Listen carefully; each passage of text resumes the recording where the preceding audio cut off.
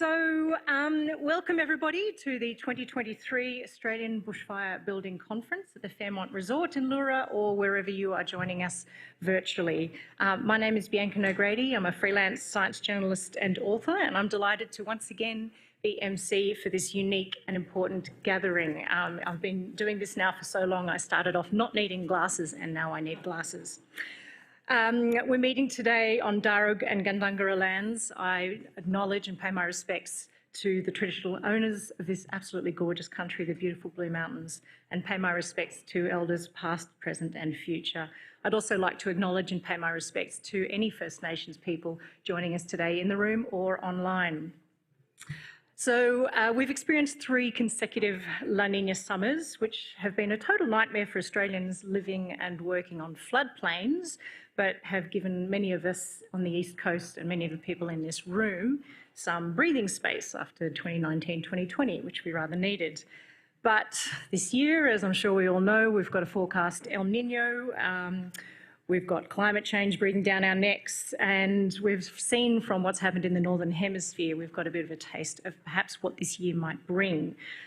So specifically, I guess our buildings and our infrastructure are likely to be tested again. And so that's what you're all here for, is to do your best to create bushfire resilient homes and businesses and communities and infrastructure and towns and cities. So I'm really looking forward to hearing how you're all going to do that as somebody living in a Balfour zone. So just before we start, a bit of housekeeping. Hopefully all of you have downloaded the event app for this event. The access code, if you haven't already got it, is ABBC2023. You can log in, use your email address and the app PIN, which will be on your lanyard.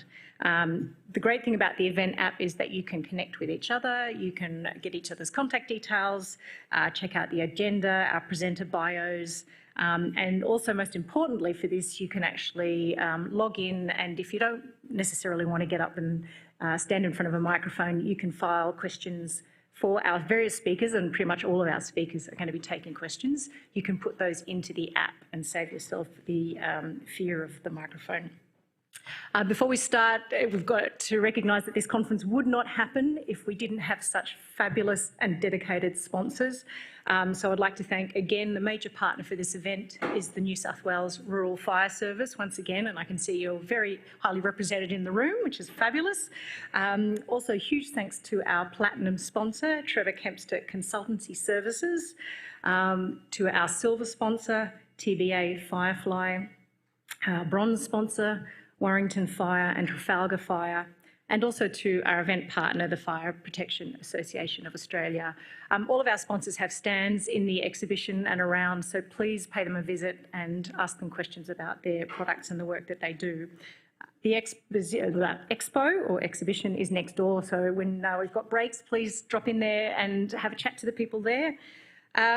If you're joining us online and you would like to collect CPD points, you have to log into each session within the first 5 minutes, and you got to stay till the end to get the CPD points. So don't click off and go and binge watch Schitt's Creek or something. You've actually got to be on there. And finally, if you haven't already got tickets for this evening's dinner at the Hydro Majestic, there are still some tickets available. So you can see Agnes at the front desk and she will sort you out. So that's all the boring stuff over. I would now like to welcome to the stage Gundungurra man David King to welcome us to country.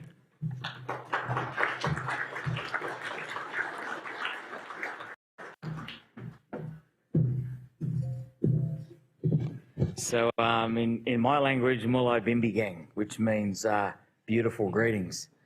I like in the speech we didn't do in case of fire, because I'm assuming you all know what to do, eh? Because that's why you're the fire people. This thing moves, or I'm just putting on too much weight. I'm Uncle David King. I'm a Gundungurra man. I try not to use uncle unless it's an Iliwa meeting when it's serious government talks. So I'm pretty relaxed in here today. My mum was Auntie Mary King, and she was born at a place called Gargaree in Katoomba, which we call Gadumba as our clan country. It's just that in the interpretation, they put a K in front instead of a G, and now we have Katoomba, but I'm happy that our clan has a recognition. She was born in an area that we would call a soak or a swamp, and we continually get requests to burn it. And as we said, for thousands of years, it never burnt. But as the environment is changing, our risk is getting higher, hey? And I'm glad that we have these sort of meetings to discuss it. As a kid in the 70s, you know, sometimes I do school groups and they've never heard of the 70s, hey? So I'm glad that maybe some people understand that comment. I had a group recently that weren't even born in the 1900s. I said, I was born in 1963, and they looked at me and went, what is that? I went, when were you born? They said, 2004, all of us. Like, wow, you people exist. I was watching out Munmai, Mount Solitary, a fire come up the back. And I said to my uncle, I said, Uncle, do we go now?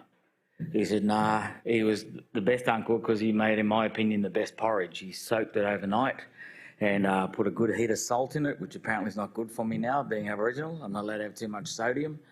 But I sat there, and basically he said to me, that's okay, David. He said, that thing's about 2 days away.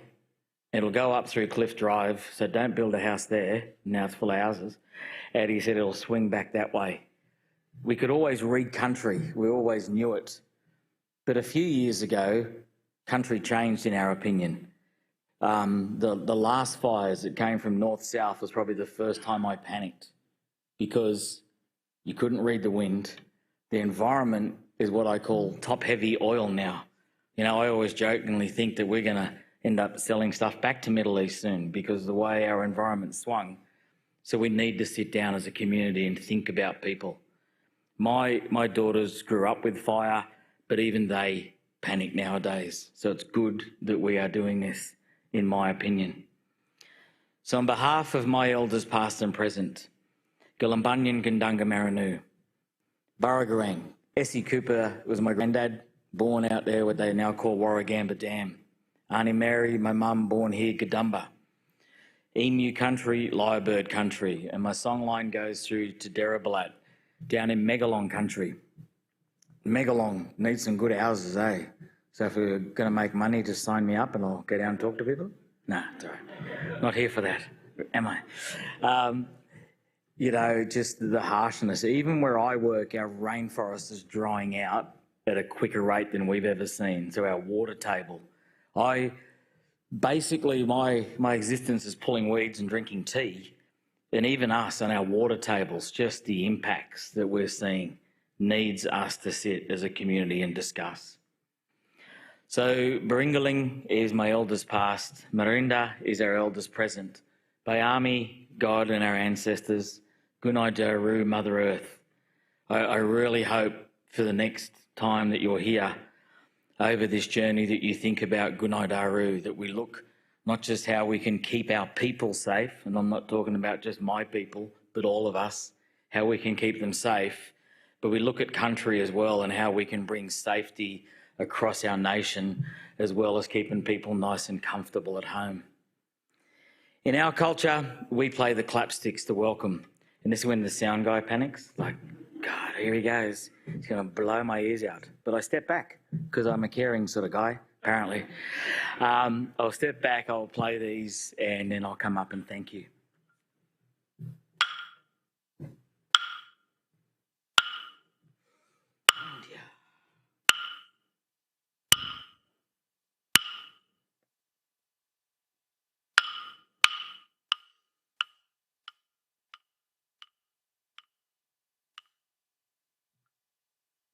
Welcome everybody. In my language, Yadang Ni, thank you. Have a great conference.